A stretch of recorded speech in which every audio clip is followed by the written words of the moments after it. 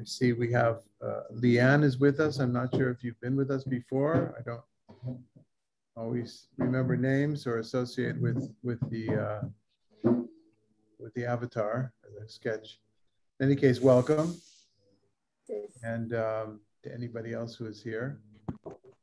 We are entering the final part of the book of Judges. And some would say perhaps it's added on. We'll be seeing the first time a particular phrase appears having to do with in those days, hence the title, in those days there was no king, part 1. And we won't be meeting next week together. We'll be meeting in 2 weeks from now, but I'm going to give you homework, a few verses to read in between that hopefully will help us in our path forward. Okay. Before I go on, I did want to leave some time since we crammed a lot into our last meeting together about Samson. It was the final meeting of Samson. I think we did at least four different sessions on Samson. There was a lot there. Does anybody have any reflections or comments or questions they didn't get a chance to share with everybody else?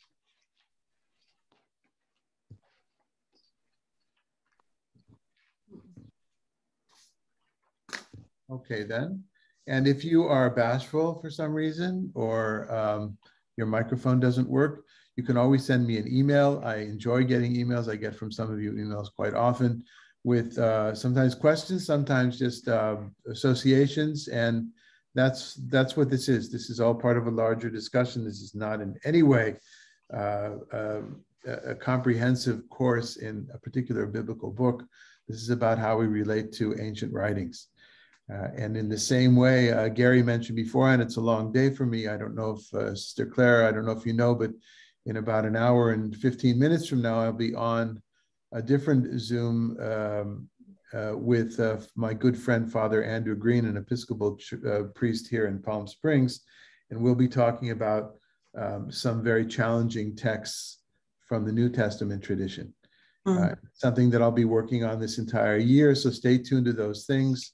Yeah, this is be done in conjunction with a grant that Oramid Bar is getting from the Jewish Federation of the Desert to talk about ancient anti-Semitism, where it comes from, but also what we might do, and hence the series is called From Holiness to Hatred and Back Again, because we don't want to leave it in the realm of hatred. And while many of us don't run into that kind of Christian hatred, religiously motivated hatred, often some of us have, and if not, we do need to know it does exist, and we'd like to start or continue, or at least start, or perhaps continue in many cases, those ongoing conversations of people of different faiths to take Scripture seriously.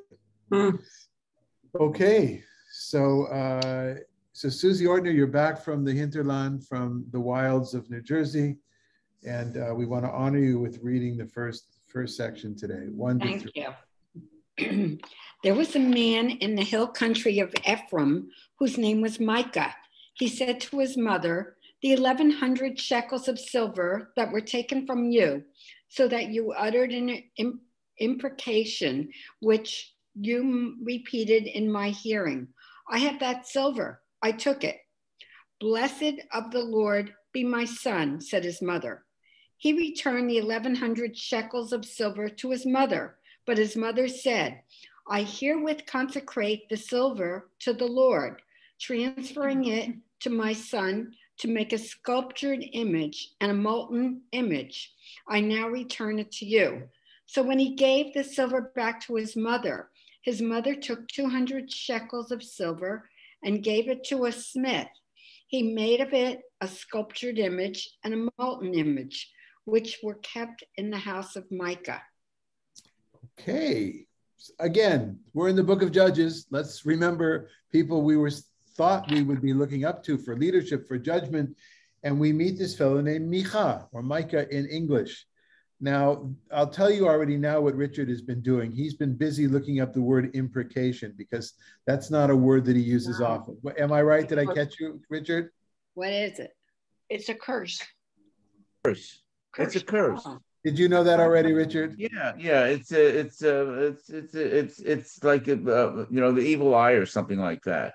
Is that because you yourself are an imprecator? Yeah, I do it all the time.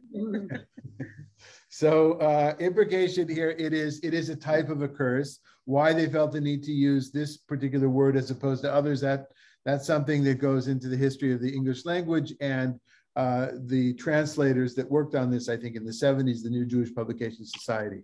But the truth of the matter is, even in the Hebrew, it's not the word klala, which is usually translated curse. It is Allah with aleph, with an aleph, and which is from the same family semantically. But aside from that, what's going on here, right? The son goes to the mother and says, "Remember that money that was stolen from you? I have it. I stole it. And remember the money was stolen from you, and you put out a curse on whoever took it from you? It's mine. It's mine. I give it back to you." But even if she says, "Oh, blessed," she turns the curse into a blessing. So that, I don't know. There's something off with the behavior here. It feels, as a parent, no, not everybody here is a parent, but we're all children of somebody, and we were all educated by someone, and many of us are educators. If we weren't parents, we're certainly educators. There seems to be something a little bit, it's a little bit off here, right? This connection here. And that, to me, is the first flag. Something's going on here, right? The name is a perfectly good name. Michayahu, we in English Micah, but it's a shortened for Michayahu, who is like Yahu, Yah, who is like God, Yud Hey Vav Kei. It's we will talk about it later, but of course it echoes Mi Chamocha Ba'ilim Adonai, Mi Kamocha Nedar Bakodesh, who is like you in the Song of the Sea, O Lord, who is like you amongst the holy ones, who is like you amongst the gods, little g gods. So I've got the silver. I'm returning it to you. Okay, no curse, blessing. And what does she do? She makes an idol, right? Now, let's just assume, right, that her intentions were pure, as it says here. Where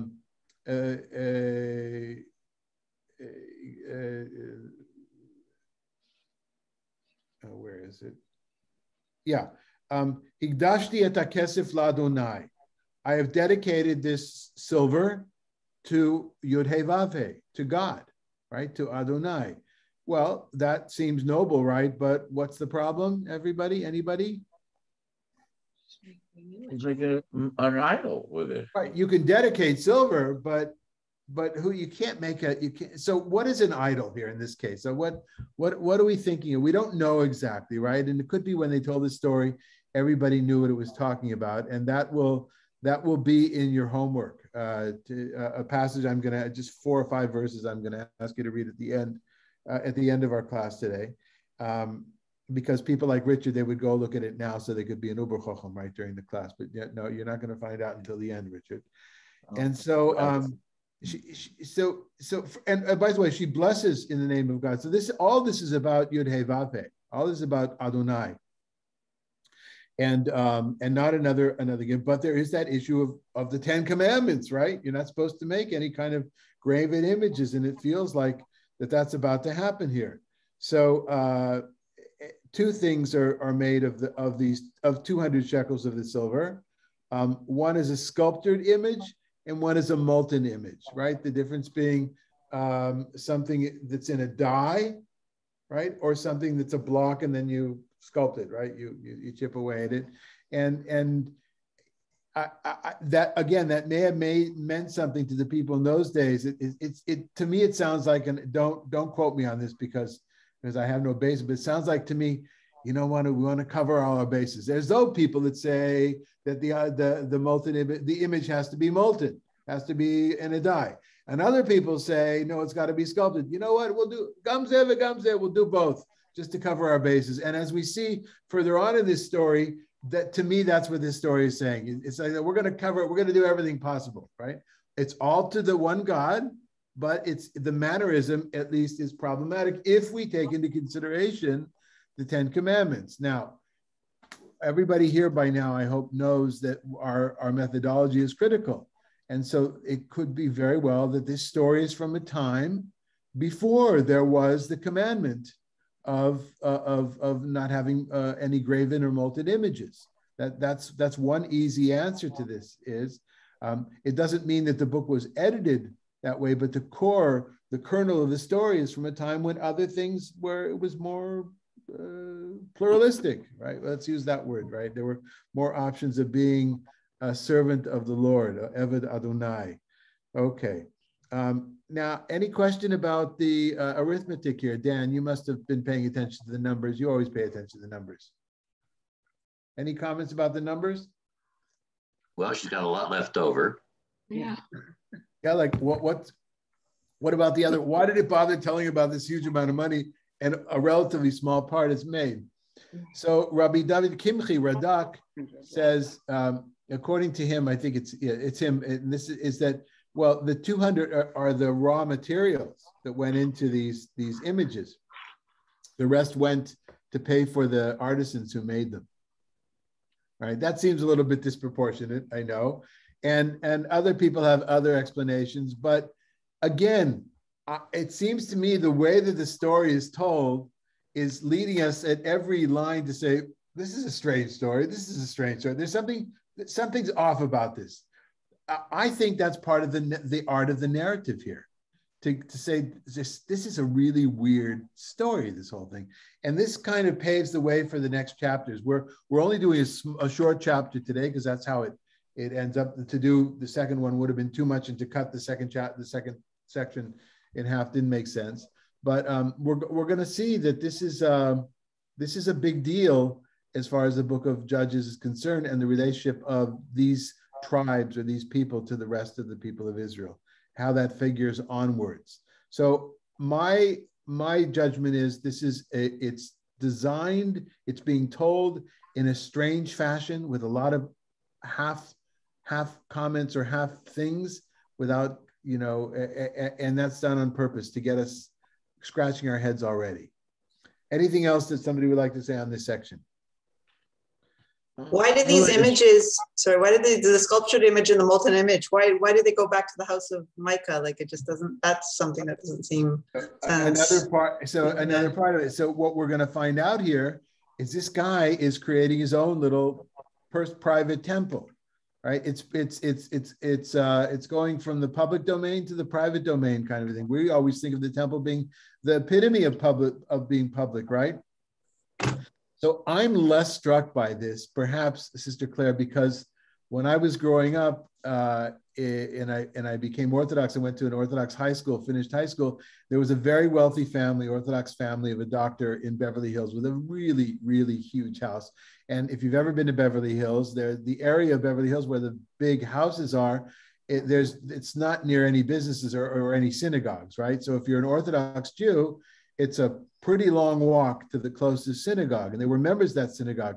But I remember that they had their own Torah scroll and their own ark, and they had a place to have a minyan, a quorum of 10 men in their house. And I remember all of us said, "Oh, then you made it. You got your own shul, your own synagogue at home. Then you've really made it." The opposite of your reaction, your very communal or communally oriented reaction, right? And we all come from where we come from. Right. And so, and so it's a private, it's a little bit like, it's not the same, but it's a little bit like the fact that sometimes when I've been at Taizé with the brothers, not sometimes, every time, we usually have a small prayer in Frère Roger's room. Mm-hmm. Right. Brother Roger was the founder of Taizé, and as you know, Sister Claire is in the neighboring vision, helps the brothers there. And when he passed away, they left his room, which was bigger than I've actually been in none of the other brothers' rooms, but I've been in his room quite a few times. It's a larger room. Still, it's no larger than most people's very, very small offices, right? It's not a large room, but there's a bed, there's a few books. And I think whenever I'm there in recent years, the prior has a few of the brothers who know me, some that he would like to meet me, and we have Shabbat dinner in his place, and that has become a little bit of a miniature kind of a church as well. You might say it's a similar kind of thing, but it's because he couldn't always get out, he couldn't always get to the church, right? So you have that kind of phenomenon. It's not out of ego. There it's out of necessity, of course. But here it seems to be with Micha, something's going on here. Sister Clara, this is just another one of those strange parts of the introduction of the story. It says, what's up with this story, right? Yeah. Oh, yeah. Good comment. Somebody else was about to say something. Okay, then Sister Claire, why don't you read this next section, 5, 6. What sentence are we at? We're at verses 5. We're at chapter 17, verses 5 to 6. Thank you. Now the man Micah had a house of God. He had made an ephod and a teraphim, and he had inducted one of his sons to be his priest. In those days, there was no king in Israel. Every man did as he pleased. Okay, so it becomes even clearer. So he's got his own, he adds 2 more things, right? He adds an ephod and teraphim. Ephod is a piece of clothing. Ephod is used in modern Hebrew as a vest. I don't know that as a vest. You see often the translation in older translation is tunic, whatever a tunic is. I never had it. If I've had a tunic, I didn't know that I had a tunic, but a piece of, let's just leave it as a piece of ceremonial or ritual clothing, sacred clothing. And it is in the description of the priest's, high priest clothes, as is, that's an ephod. Teraphim is anybody remember where we hear about teraphim? The plural? When Jacob was leaving Haran with his wives, Rachel stole one of her father Lavan's teraphim and hid it under a cloth she sat on. Right, but I think there is the story the text says, Dan, not that she stole one of them, but she stole them. And you get all sorts of interpretations what they were exactly. It's in plural, teraphim. So maybe it was a set, maybe it was something strung together. For some reason I had it in my mind. It was some sort of a chain or a necklace that had different kind of things on it. I know where I got that from. Maybe as a kid from some midrash. Whatever it is, it's usually associated with other cults. There are no teraphim in the temple stuff, right? There's an ephod, and there are things that are made out of gold and silver, but these are things that are foreign to the description of the tabernacle, which we pretty much agree by everybody that is a literary precursor of what's going to happen in the temple during the first temple period. And so, but adding the teraphim, which are usually in the context of polytheism and not monotheism, the whole point there is that Rachel steals her father's things. The rabbinic understanding that, by the way, is she didn't want him to do it anymore, so she stole them, right? It's like the parents that steal their kids' stash. They don't want them smoking grass anymore, so they just steal the stash. But and then she sits on them because she says, "I'm in the way of women, therefore he can't find them." He's very angry about it. They're obviously in that story, they're very important. But I think what's important, that story shows us, Dan, is they're personal. Again, there's an indicator in the story, the way it's told, is that there's something off about this story. This is not a temple for the people necessarily. This is a temple, very personal. It's his own private temple. And then the narrator gives this comment, which we're going to run into a few more times in the next 2 chapters. And that is, in those days, there was no king in Israel. Everybody did as they pleased. You could even imagine somebody lively telling this story about what happened, and then somebody look outside and say, you have to understand, Kinderlach, the children, you've got to understand. In those days, everybody did. There were no rules, right? It was the Wild West. This is like we would say it was the Wild West, right? And of all things, right? Here's it seems to be a very private matter. It's not that the Israelites were defeated in war, and therefore they say in those days there was no king. It's not that there was rampant rape and pillage going on. Things, the social society broke down. No, it's a ritual, ceremonial ritual, sacred issue that the narrator here wants to say, no, what can I do? In those days, they did whatever they want. But of course, you boys and girls, you know that this is like taboo, all these things here. There's literally a catalog of idolatrous things, objects that smack of being off course, right? And so, and that's how we learn of Micha. But wait, as they would say on the radio or on the TV, wait, there's more. Wait, there's even more. So, David Freeman, why don't you read for us what happens next, 7 to 8.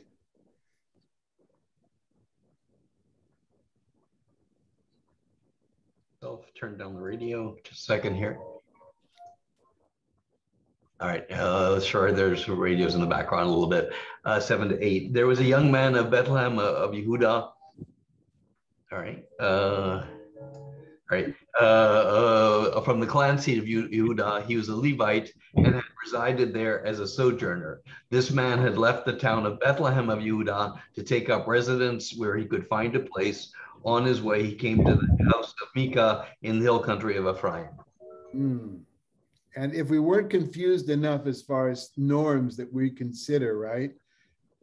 What's the first question that you might have, anybody might have from the first verse here? What's a clan seat? Well, the word in Hebrew is mishpachat Yehuda. I don't know why they said clan seat as opposed to clan. There aren't, as far as I know, there's no notes published for the prophets the way that Harry Orlinsky published notes on the new JPS translation to the Torah.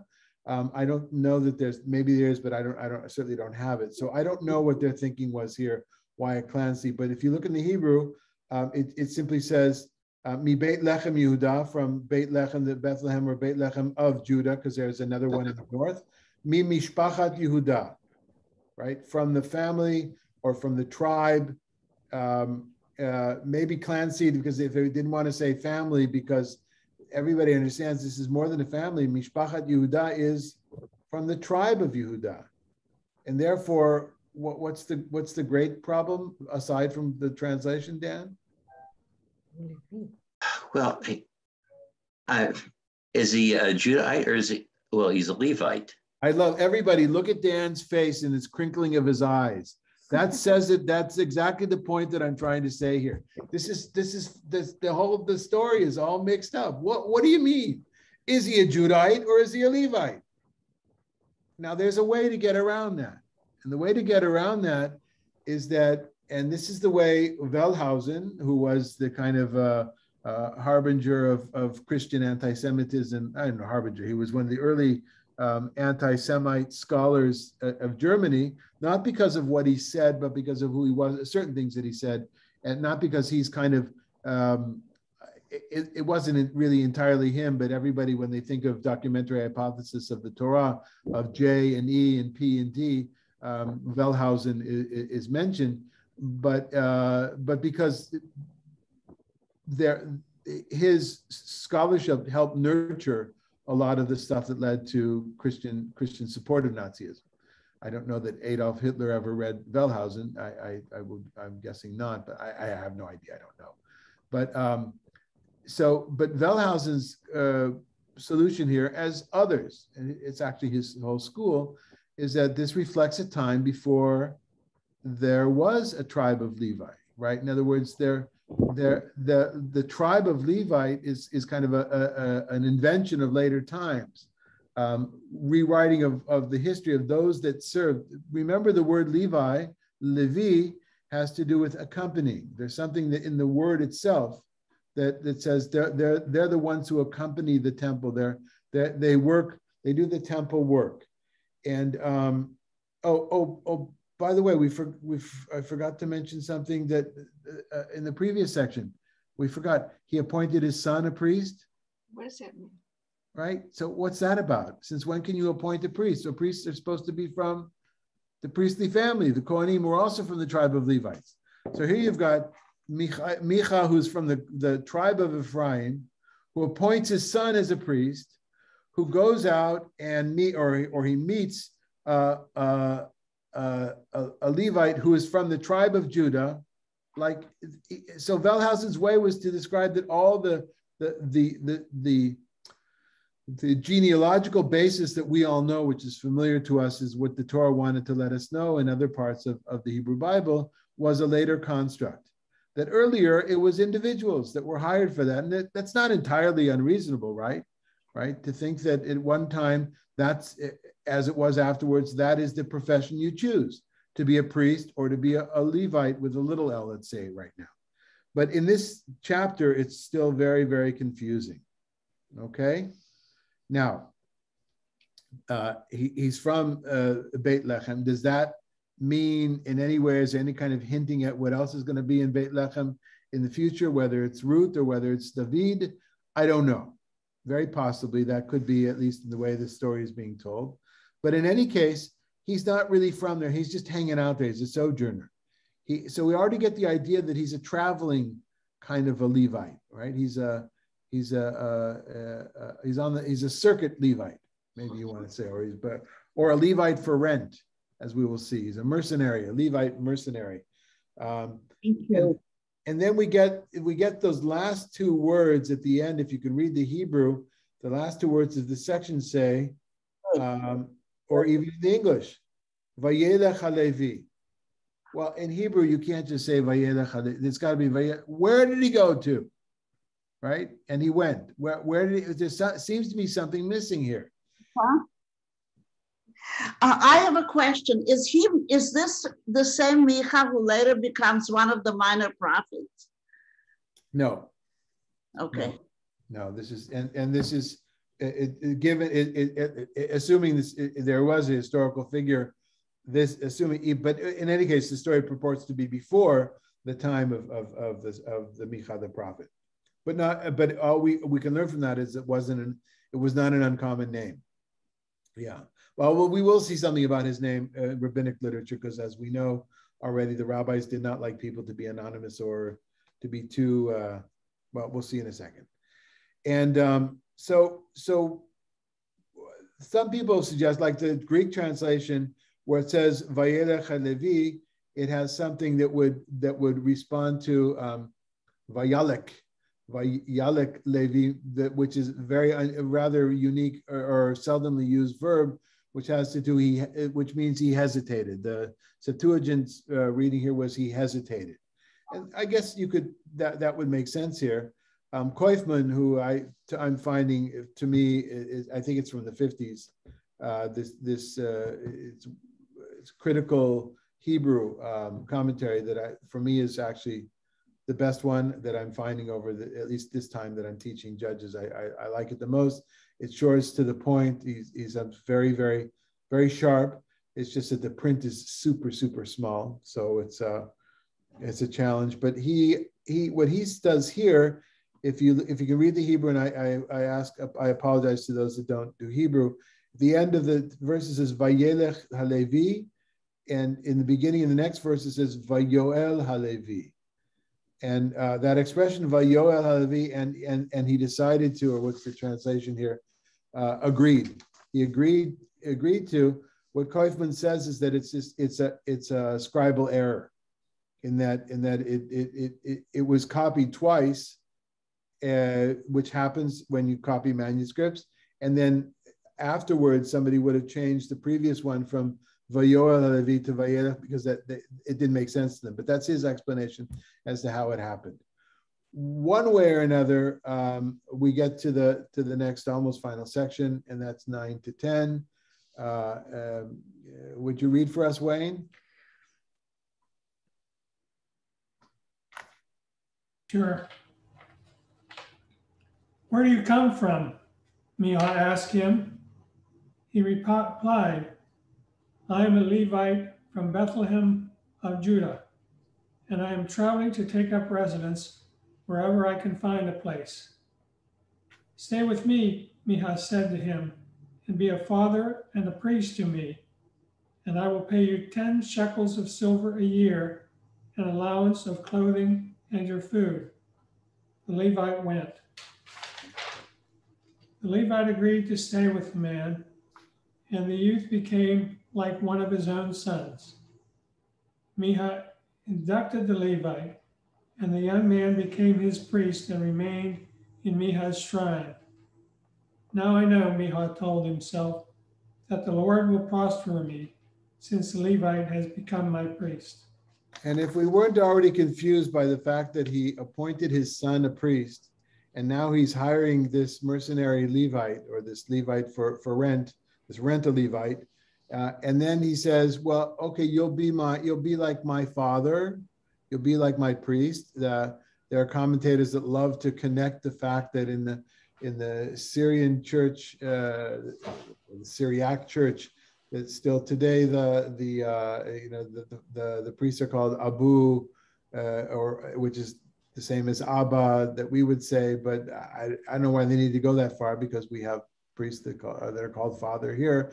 Is this the basis of this? I don't think so. I think it reflects a general kind of a tradition of relating to, regardless of age and differences of age, of relating to somebody who's in a hierarchical level from a sacred point of view, with respect as father. And but still, it seems a little bit messed up. He already has a priest, but now, and this guy's a Levite. So one thing we might learn from this is that they're interchangeable, being a Levite and a priest. There were no two sections. It just means it's the temple technician or the temple professional, right? Maybe that's it. And again, you know, when you think of modern churches and synagogues, well, everybody, you always hire people, right? It seems, but that's not what the Torah says about this. The Torah says they come from a very specific tribe, and only a part of that tribe are at the top of the pyramid. Those are the Kohanim, the priests, and they each have very, very detailed obligations. Their professional life is set out for them. And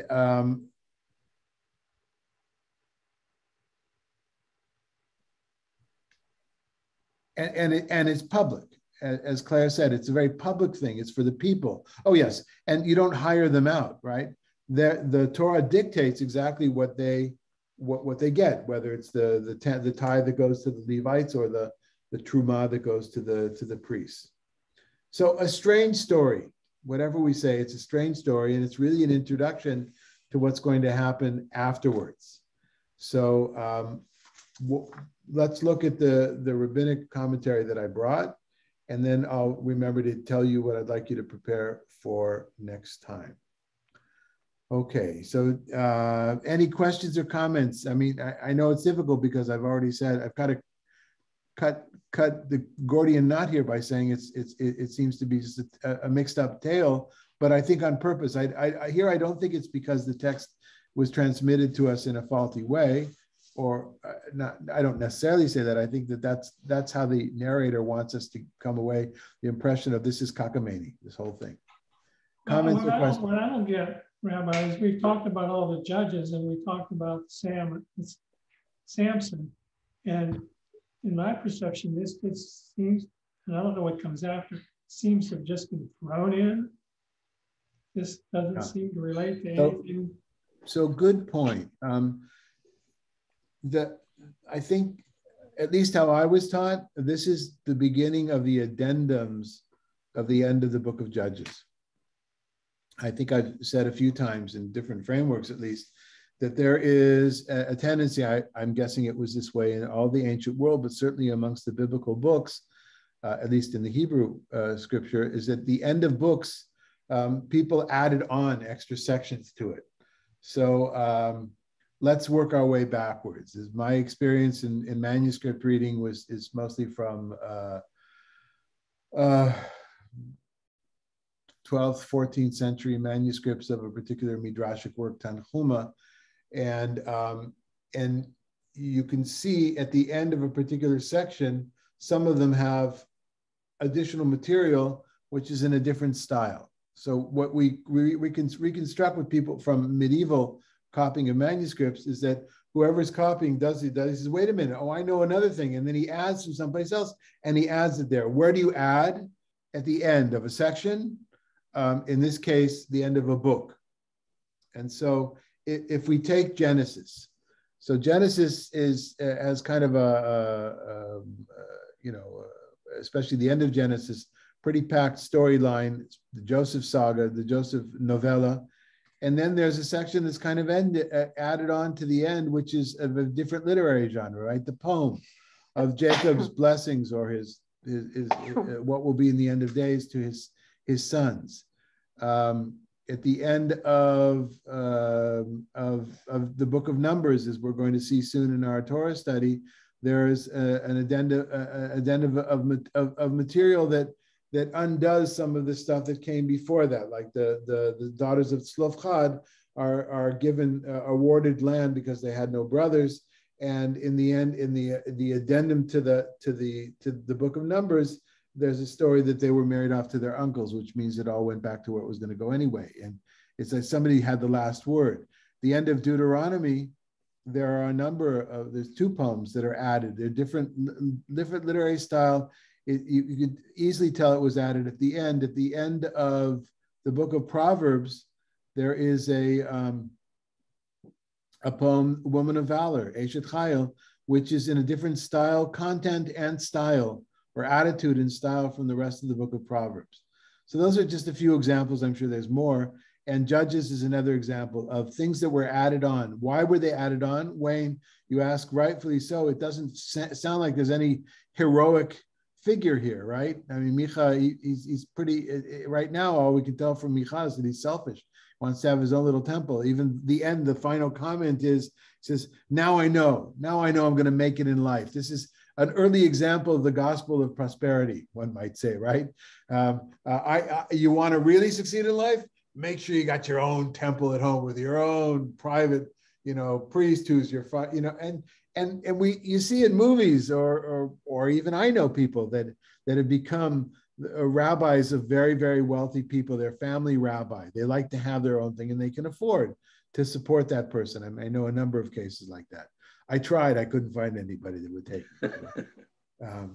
And so, yeah, so I think, Wayne, I would say it's an addendum to the book of Judges. In style, not so much. The style is not that different, the Hebrew style.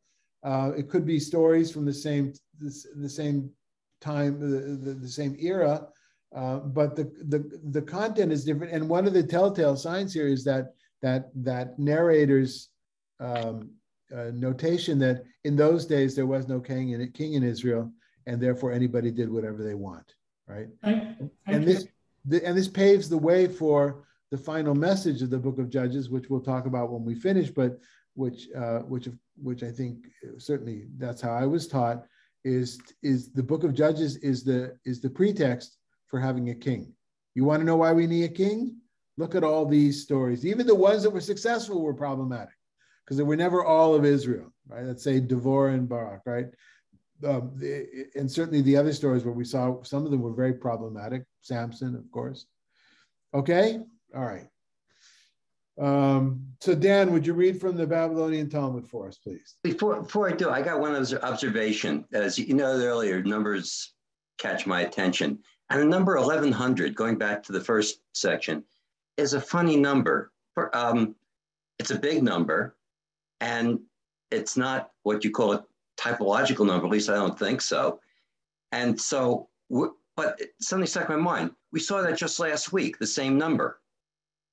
It was the number, 1,100 shekels of silver that... No, was it 1,100 or it would have been...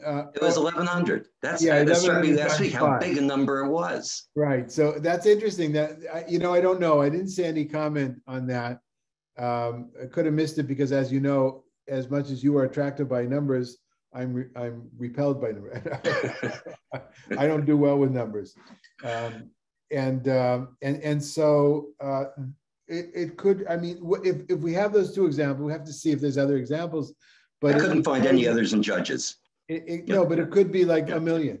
People say a million. That was a million. I was about to say what some people say, especially in the book of Samuel. Despite the corruption of the text, the way the transmission of the text is that some people like to say this, that there's parts of the stories that just seem so numbers are random and things are random in such a way. Oh, well, that just shows that it's a historical account. There, in other words, it's not see, if something is round, if it's a round or a typological number, you could say, well, that was a total literary creation, right? But if somebody said, well, he had, she had 78,342 shekels, right? They said, well, it must be, right? Why else would there be an exact number? So I don't know what to tell you. It's the same question about the years of the people's lives before Noah, right? Yeah, good, okay. All right, but so your punishment for asking that question is to read Babylonian Talmud. Okay, he's called Nebat, he's called Mikai, he's called Sheba, son of Bichri. Nebat, who looked but did not see, believed he was destined for greatness, and that was achieved only by his son. Okay, so let's hold on. Let's hold on. So this is one of those rabbinic traditions that says, no, you can't have a guy that only appears once in this way. It's got to be connected to others. So Nebat is another name we find that there's other traditions about, but in this case, though, they're looking for the speaker or the preacher wants to turn this into an educational lesson. So what do you do with this, right? This strange story. Does this mean it was read as a haftarah, right? As an additional reading from the prophets in a particular synagogue where this speaker was, I always like to think in those terms that these kinds of drashot, these kinds of sermons or homiletics come out of a sense of reality. But in any case, he wants to make a point. So the first thing is Nebat from the word lahabit is to look. So as we could tell ourselves, he thought that by having all this grandeur himself, he was going to make a life for himself. So what do we find out? He was destined for greatness, he thought, but it was that was achieved only by his son. Okay, go ahead. Okay. Micah, who was crushed, Nit Machmech, in the building of the storage cities of Pitom and Ramses, was miraculously saved. And what is his actual name? His name is Sheba, son of Bichri. Okay, so confusing, and I had to take out much because it gets a little bit too detailed, but this gives you a window into the fact that according to the rabbinic tradition, in the time of the Talmud, Micha was a survivor from Egypt. He survived all those years, one of these long-lived figures that he came through all the time, and the proof of it here, at least the proof text, is that he was crushed, in the moving of in the building of Pitom, the Pitom and Ramses, which, if you may remember, I remember very few scenes. One of the scenes I remember from Cecil Bill DeMille's Ten Commandments is that they're pulling, they're pulling this huge stone or whatever, and I think a young woman, her skirt or her robe gets caught underneath it, and I'm pretty sure it's Robert Goulet who comes to rescue, whatever, I think he played Joshua maybe, who comes to rescue her. And this idea of being crushed under the stones, I'm sorry, that's where my mind went here. But Micha is a survivor through that, and that's kind of, he becomes kind of like Dotan and Aviram, one of these, like Dotan, one of these people that are hovering over time, are Alzmani, how do you say Alzmani, or they're meta time, there's a better name there. But very, very long-lived character who are, in this case, up to no good, doing mischief. Go ahead. For what reason did they not enumerate Micah among those with no share in the world to come? It is due to the fact his bread was available for passers-by. He would provide sustenance to all hosted in his house. With regard to that which is written, and he shall pass through the sea with affliction, and shall strike waves in the sea, from Zechariah, Rabbi Yochanan says, this affliction is a reference to the idol of Micah, as Micah passed through the sea during the exodus from Egypt. Okay. It is taught that Rabbi Natan says, this distance from Gerav, where Micah resided, to Shiloh, where the tabernacle was at that time, was 3 mil. And the smoke from the arrangement of wood on the altar in Shiloh and the smoke from the worship of the idol of Micah would intermingle with each other. The ministering angels sought to dismiss him from the world. The Holy One said to them, leave him, as his bread is available for travelers. Okay, I understand, complex, a little complicated, but we get the gist of it, right? On one hand, he's a schmuck, right? He shouldn't have been doing this. It points out he was only 3 miles away. It's not as if he was out in Jenemsveld and he had to have his own place. It's not like the family I knew in Beverly Hills, right? They had a long walk to go to this.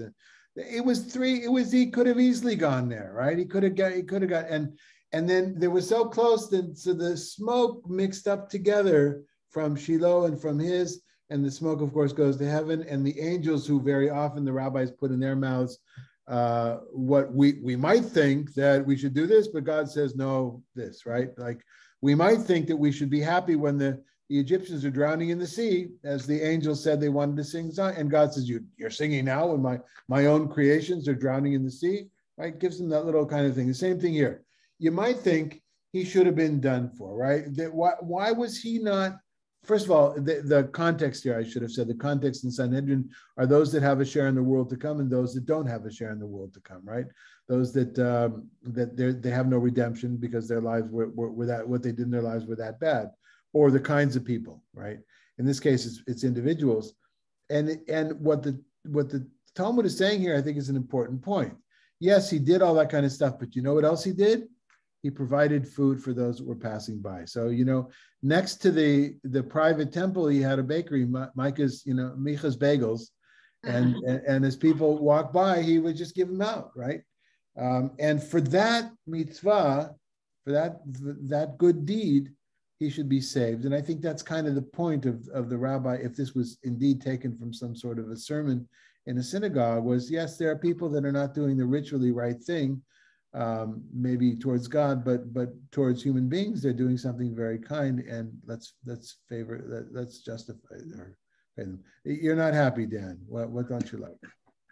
No, I was doing something I shouldn't. I was reading ahead. Oh. Okay. All right. So that's where we are right now. But I mentioned beforehand, Mi chamocha ba'ilim Adonai, mi kamocha nedar b'kodesh. So that this is for those that aren't familiar with our liturgy, this is a quote from the poem on the sea, the Song of the Sea of Moses and Miriam, and we say it in the liturgy both in the morning and the evening in the blessing that comes after the recitation of Shema Yisrael, of Hear O Israel, the passage from Deuteronomy, and love the Lord your God, etc. And that section, which is the key part of the first part of our prayer, the reading of Shema, the recitation of those 3 paragraphs. In our liturgical tradition, there's 2 blessings. They're long paragraphs, or sometimes multiple paragraphs. 2 blessings before, and in the morning service there's 1 blessing after. In the evening service there's 2, and then even another one was added afterwards in the diaspora. But in the blessing after the Shema, which is the blessing of redemption, right? We bless God. We quote that section from the Song of the Sea as if to say that we firmly believe that the Lord is one and the Lord can bring about redemption. In my own and others' progressive understanding that is that in the same way that we understand we are part of the oneness of God and the oneness of the world, we are obligated to think in terms of bringing about that redemption ourselves. But what's the example? The miracle on the sea. And of all the things that they chose, of those 2 lines are, who is like you, O Lord, Mi chamocha ba'ilim Adonai, amongst the gods, who is like you, revered with holiness, okay? And the funny thing in Hebrew, now for those that are used to saying it, we go, Mi chamocha, the kaf of kamocha is without a dot, mi chamocha, because the syllable before, the E, is considered a long syllable, O and E, as opposed to A and E. And so that when you have an E in the syllable beforehand, the next consonant is a soft one. Okay, I just flow with me if you have no idea what I'm talking about. So we say micha, michamocha, michamocha, michamocha. But on the second time we say mi kamocha. But that's against the rules of grammar. So the usual answer is because it's the same line that goes over stylistically from an oral point of view, they didn't want it to sound the same, so they made a slight change. Mi chamocha ba'ilim Adonai, mi kamocha nedar b'kodesh. They both mean the same thing. It's just a question of the pronunciation. So of course, what did I remember hearing as a kid already when this came out, the first time this came out? I didn't know where it was, but I did find it in the writings of Rabbi Yosef Karo, who was the author of the Shulchan Aruch, the famous legal work from the 16th century. And the earlier work that he wrote, which was more the theoretical as opposed to the practical, was the Beit Yosef. And here he says the following: and when one reads the poem, that is the who is like you amongst the God, one must be careful to say Mi chamocha ba'elim Adonai, and then Mi kamocha nedar b'kodesh. That is, reading a hard kaf, that is the letter, the consonant. It would be, if you didn't read it, it would be as if one was blasphemously saying Adonai micha. So if you look at the line, again, I apologize to those that aren't familiar, you look at the line in italics above. If you said Mi chamocha ba'elim, and just pause there for a second, who's like you, and then you say Adonai micha, you're saying Yud He Vav He it's not Micah's idol, it's Micah's Yud He Vav He, Micah's Adonai. This may have not been clear to anybody. I mean, did you know this, Sasha? No. No. But you understand the explanation. Yeah, I did. I'm sorry. I'm not. It's just it says that that Micha is God. Yeah, it's parsing. It's not that Micha is God. That it's Micha's God. It's a construct. Oh. Micha's God, but God is in Micha's big G as opposed to Micha's little g. All right, I apologize for the lack of clarity of that, but it's just a question of where you parse the words. It plays on words. Yes, Ella. No, I wasn't wanting to say anything. Okay. Anything else? Anybody else before I give out homework? I opened my Siddur and, there it is. So I will pay attention next time. But, there's a digestion one and not the other. So David, did you open up your prayer book because you were interested in seeing how it looks, or did you open up your prayer book to check if the rabbi was making this up? No, you couldn't make as the saying goes, you couldn't make this stuff up. But I wanted to see how it was written, yeah. But whatever. As we learn in journalism school, if your mother says she loves you, check it out. Okay. And speaking of mothers and parents and priests who love their children and their benefactors, your homework for 2 weeks from now is 1 Kings chapter 12, especially 26 to 30. And that will bring you a snapshot into a particular event, which we assume is based on historical events, but in the generation after Solomon, after Shlomo. Okay, so 1 Kings chapter 12, 26, 30, and I will ask Madalena to include that in the announcement for next week, reminding you that there won't be class, but that you do have to spend a few minutes doing this. And then that'll make the continuation of the story a little bit more, it'll help us understand and put it into historical context. Okay? Anything else? All right, I'm rushing off to the Federation and to Father Green. Be well, everybody. Love you. Thank you. See you in 2 weeks.